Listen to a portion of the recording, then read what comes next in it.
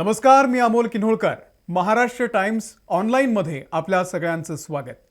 काल भारतानं एक मोठी मोहीम फत्ते केलेली होती. ऑपरेशन सिंदूर. पहलगामच्या हल्ल्यातले जे दोषी आहेत त्या सगळ्यांना अद्दल घडवलेली आहे भारतानं. पाकिस्तानच्या हद्दीमध्ये जाऊन 9 दहशतवादी तळ उद्ध्वस्त केले आणि त्यानंतर पाकिस्तान सुधारेल अशी आशा तर आपल्याला अजिबात नव्हती, अशी अपेक्षाही नव्हती. पण पाकिस्ताननं आपले खरे रंग दाखवायला आता सुरुवात केलेली आहे. पाकिस्ताननं आज दिवसभरामध्ये काल रात्रीसुद्धा भारताच्या हद्दीमध्ये गोळीबार केला, निष्पापांचे प्राण घेतलेले आहेत. पूंछमध्ये गुरुद्वाराला टार्गेट केलं आणि तिथे 3 महिला ठार झालेल्या आहेत. त्यासोबतच पूंछमध्ये एकूण अनेक ठिकाणी अशा पद्धतीचे हल्ले झाले, त्यामध्ये 16 जण ठार झाल्याची माहिती आहे. आज परराष्ट्र सचिव विक्रम मिस्री त्यासोबतच काल ज्या 2 रणरागिणींनी ऑपरेशन सिंदूरची माहिती दिलेली होती त्या विंग कमांडर व्योमिका सिंग आणि कर्नल सोफिया कुरेशी यांनी आज संध्याकाळी पुन्हा एकदा पत्रकार परिषद घेतली आणि काल संध्याकाळपासून नेमकं काय घडलं, रात्रभरामध्ये काय घडलं, दिवसभरात काय घडतंय या संदर्भात माहिती दिलेली आहे. यातली सगळ्यात महत्त्वाची बाब ही आहे की ऑपरेशन सिंदूर हे संपलेलं नाही आहे. ऑपरेशन सिंदूर हे सुरूच आहे. याचं कारण आहे, पत्रकारांनी विक्रम मिस्री यांना जेव्हा प्रश्न विचारला काहीतरी ऑपरेशन संदर्भातला होता, तेव्हा त्यांनी म्हटलं होतं की ऑपरेशनच्या संदर्भात कुठलाही प्रश्न विचारू नका, त्याचं उत्तर आम्ही देणार नाही. याचं उत्तर आहे, याचा अर्थ असा आहे की ऑपरेशन सिंदूर हे अजून संपलेलं नाही आहे. तर या पत्रकार परिषदेमध्ये त्यांनी नेमकी काय माहिती दिली ती आपण पाहूयात. भारतातल्या 15 तळांवरती ऑपरेशन सिंदूर नंतर भारतातल्या 15 ठिकाणी 15 गावांवरती पाकिस्ताननं आज हल्ल्याचा प्रयत्न केलेला आहे.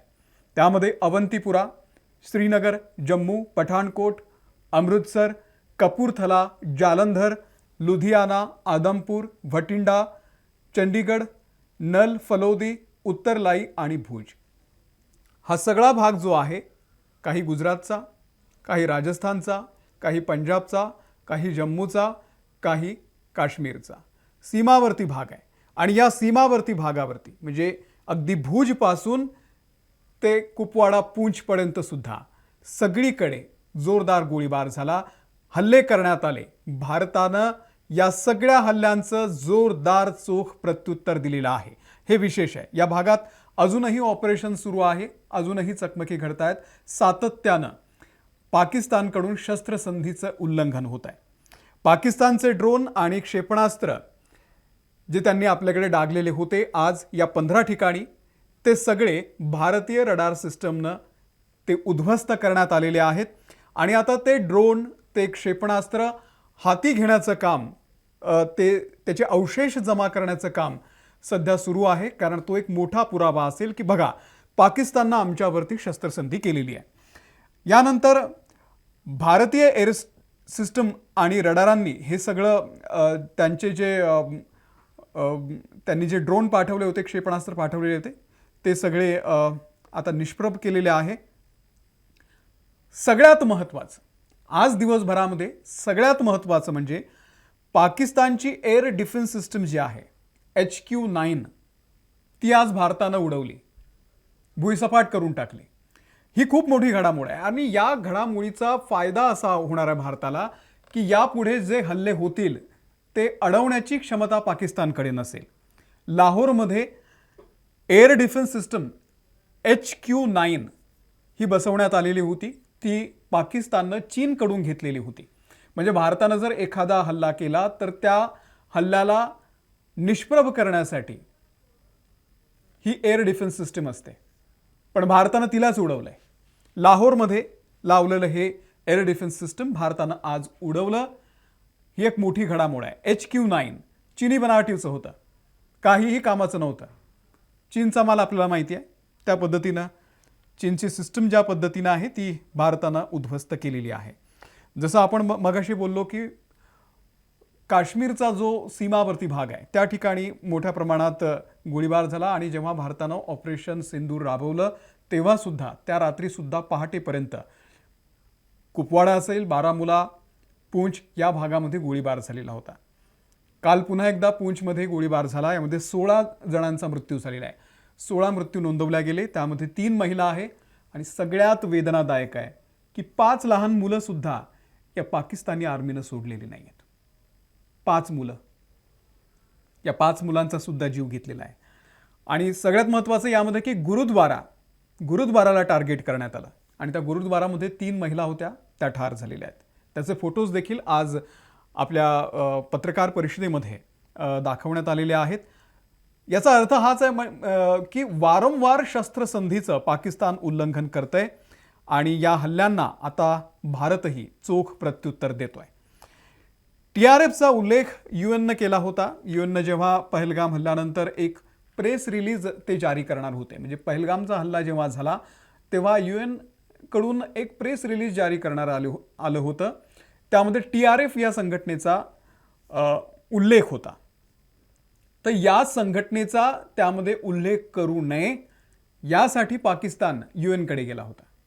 आता TRFनं जर त्या हल्ल्याची जबाबदारी घेतलेली आहे तर त्याचा उल्लेख का नको आहे?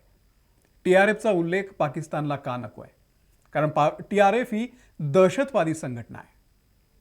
पाकिस्ताननी पोसलेल्या या संघटना आहेत. TRF ही लष्करची एक शाखा आहे. याचा सुद्धा उल्लेख आज या पत्रकार परिषदेमध्ये झाला. त्यांनी या संदर्भातली सुद्धा माहिती दिलेली आहे. त्यामुळे हे सातत्यानं पाकिस्तानकडून होत आहे. भारताला उत्तर देण्याच्या ऐवजी ते अशा पद्धतीनं आपले कांगावे नवीन सुरू करतात. आपण जी कारवाई केलेली आहे, आपल्या कारवाई संदर्भात सुद्धा जे काल पत्रकार परिषदेत सांगितलं आणि आज त्यांनी ते रिपीट केलं की आपण कुठल्याही मिलिटरी तळांना पाकिस्तानच्या अजिबात टार्गेट केलं नव्हतं. नागरी भागामध्ये जिथे लोक राहतात त्या भागालाही टार्गेट केलं नव्हतं. आपण फक्त जे पाकिस्तानचे दहशतवादी तळ आहे त्यांनाच बरोबर टार्गेट केलेलं आहे आणि 9 तळ त्या ठिकाणी उद्ध्वस्त केलेले. आता पाकिस्तान सातत्यानं म्हणतं आमच्याकडे दहशतवादीच नाही आहे. त्यांचे परराष्ट्र मंत्री हे सातत्यानं सांगायचे की आमच्याकडे दहशतवादीच नाही आहे, आम्ही स्वतः दहशतवादाचे बळी आहोत वगैरे वगैरे. पण जगभरामध्ये ज्या काही कारवाया होत आहेत, जगभरामध्ये ज्या दहशतवादी कारवाया होत आहेत त्यामध्ये त्याची पाळंमुळं जी आहे ती पाकिस्तानमध्ये आहेत. आणि याचं उदाहरण सुद्धा त्यांनी सांगितलं की याचं उदाहरण होतं Osama bin Laden, Masood Azhar, Hafiz Saeed. हे सगळे लोक कुठे होते? हे सगळी लोक पाकिस्तानमध्ये होते. ओसामा पाकिस्तानमध्ये सापडला. हाफिज सईद, मसूद अझहर हे सगळे आजही पाकिस्तानमध्ये खुलेआम फिरत आहेत. पाकिस्तानचा दावा आहे की पहलगाम हल्ल्याची चौकशी व्हावी. कशी व्हावी? आम्ही जेव्हा भारतामध्ये जेव्हा उरीचा हल्ला झाला, मुंबईमध्ये बॉम्बस्फोट झाले, मुंबईमध्ये जेव्हा 26/11चा हल्ला झाला, पठाणकोटमध्ये हल्ला झाला, त्यावेळी सुद्धा भारतानं अशी चौकशीची मागणी केली होती. तेव्हा पाकिस्तान अजिबात रिस्पॉन्स करत नव्हता. आज यांना चौकशी हवी. हा सगळा प्रकार आहेच. आणि हा हाफिज सईद, मसूद अझहर आजही फिरतोय तिथे. मसूद अझहरचं अख्खं कुटुंब काल संपलेलं आहे. त्याच्या घरच्या त्या जनाज्यामध्ये पाकिस्तानी आर्मीचे लोक होते, पाकिस्तानचे नेते होते. मग हे दहशतवाद्याच्या अंत्ययात्रेला का जातात? हा प्रश्नही आज विचारला जातोय. आणि हा आंतरराष्ट्रीय स्तरावरती जेव्हा हे सगळं प्रकरण UN मध्ये जाईल तेव्हाही भारत हा प्रश्न पुन्हा एकदा आणखी जोरानं त्या ठिकाणी त्याचं उत्तर मागणार आहे पाकिस्तानला. ज्या दहशतवादीने हे सगळं कृत्य केलेलं आहे त्यांच्या अंत्ययात्रेला पाकिस्तानी अधिकारी आणि मिलिटरीचे अधिकारी सुद्धा होते. हा दुटप्पीपणा पाकिस्तानकडून सातत्यानं केला जातोय. पण भारत या हल्ल्याला जशास तसं उत्तर देणार आहे. काश्मीरच्या निर्मितीच्या वेळी देखील असंच झालं होतं. काश्मीरची निर्मिती झाली आणि काश्मीर स्वतंत्र होत आहे तोपर्यंत 20 ऑक्टोबर 1947 पर्यंत. आणि त्यांनी अचानक टोळ्या घातल्या, कबायली टोळ्या, ज्याला एक दहशतवादीच होते, ते दरोडेखोर होते. त्यांना घुसवलं, कारण डायरेक्ट आर्मीची कारवाई तर करू शकत नव्हते कारण काश्मीर स्वतंत्र होता. मग हे दरोडेखोर घुसवले, त्यांच्या मागे आर्मी आली आणि हा सगळा POKचा भाग त्यांनी त्यावेळी भारताकडून, काश्मीरकडून आपल्या ताब्यात घेतलेला होता. 6-7 दशकांपासून पाकिस्तान सातत्यानं भारतावरती या संदर्भात हे असे युद्ध लादतोय. भारतानं त्या सगळ्या युद्धांमध्ये पाकिस्तानला आतापर्यंत पराजित केलेलं आहे. आपल्याला माहिती आहे 71चं युद्ध असेल, 1947चं युद्ध असेल, 1999चं युद्ध असेल, या सगळ्या युद्धांमध्ये भारतानं त्यांना चोख प्रत्युत्तर दिलेलं आहे. पण आजपर्यंत भारतानं सिंधू जल करारासंदर्भात कधीही कठोर पावलं उचललेली नव्हती. पण पहलगामच्या हल्ल्यानंतर भारतानं पहिलं काम जर काय केलं असेल तर ते सिंधू जल करार हा रद्द केलेला आहे. कारण दिस इज हाय टाईम. आता पाकिस्तानचे आपल्याला लाड पुरवले जाणार नाही आहेत, कारण आपल्याला ते परवडणारेच नाही आहेत. एक हल्ला होतो, नंतर ते पुन्हा आपण त्याच्यावरती काहीतरी कारवाई होते, पुन्हा एकदा 2-4 महिन्यांनी, 6 महिन्यांनी, वर्षभराने तसेच हल्ले होतात. हे सातत्यानं होत आहे. आणि या पत्रकार परिषदेमध्ये त्यांनी या संदर्भात माहिती देताना जेव्हा पत्रकारांनी त्यांना विचारलं की कालच्या जे एअर स्ट्राईक झाला ऑपरेशन सिंदूर त्या संदर्भात जेव्हा माहिती दिली, माहिती त्यांनी त्या संदर्भातली पत्रकारांनी विचारली, तेव्हा त्यांनी सांगितलं की ऑपरेशनबद्दल काही माहिती विचारू नका. म्हणजे याचा अर्थ असा आहे की ऑपरेशन अजूनही सुरू आहे, ऑपरेशन अजून संपलेलं नाही आहे. आजच्या पत्रकार परिषदेमध्ये त्यांनी काल संध्याकाळपासून आत्तापर्यंत या क्षणापर्यंत नेमकं काय घडतंय, सीमेवरती कसा तणाव आहे, या संदर्भातली माहिती दिलेली आहे.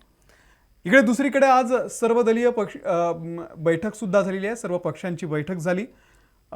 त्यामध्ये सुद्धा राजनाथ सिंग यांनी याच घटनेला दुजोरा दिला. यांनी हेच सांगितलं की ऑपरेशन अजूनही संपलेलं नाही आहे. आज पाकिस्तानच्या राजधानी इस्लामाबादमध्ये सायरन वाजत होते, कारण तिथे ऑपरेशन सिंदूरचं अजूनही दहशत आहे.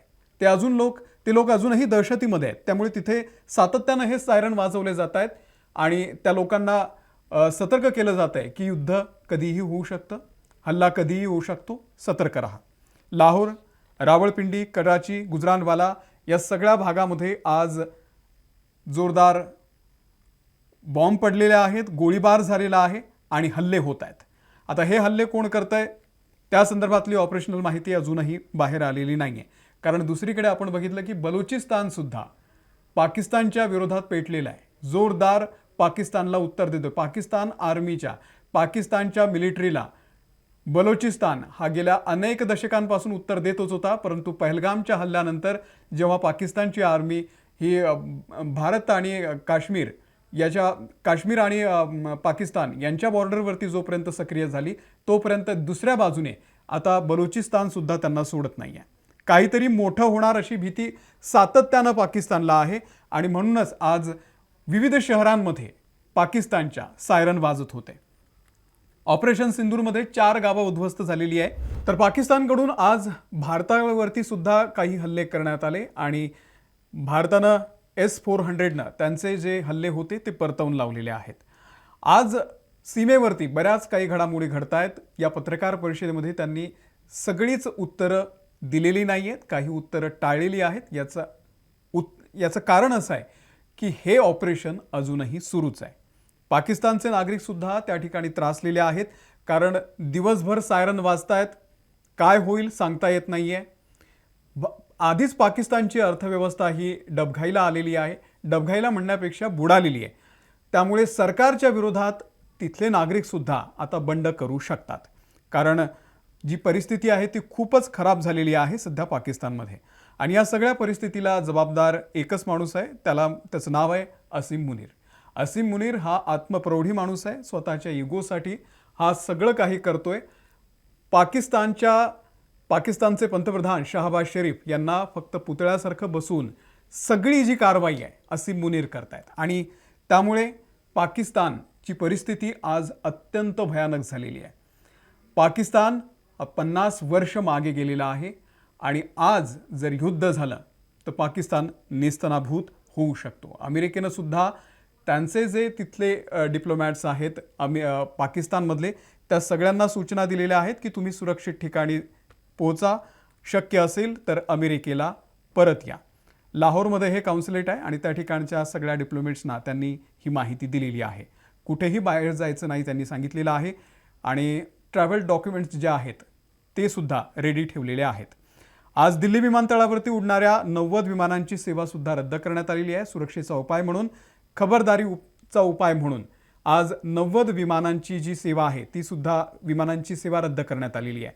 सर्व पक्षीयांची बैठक झाली. सर्वांनी एकमतानं ठरवलेलं आहे की भारत पाकिस्तानच्या या युद्धाच्या पार्श्वभूमीवरती आम्ही एकच आहोत, एकत्र आहोत. या बैठकीमध्ये कुठेही तूतू मैमै झालेली नाहीये. काही सूचना आल्या विरोधकांकडून, त्याचं सुद्धा स्वागत करण्यात आलं अशी माहिती किरेन रिजिजू यांनी आज दिलेली आहे. तर आज दिवसभरामध्ये बऱ्याच घडामोडी घडल्या. त्या घडामोडी आपण या खास व्हिडिओमधून बघितल्या. इथेच थांबतोय.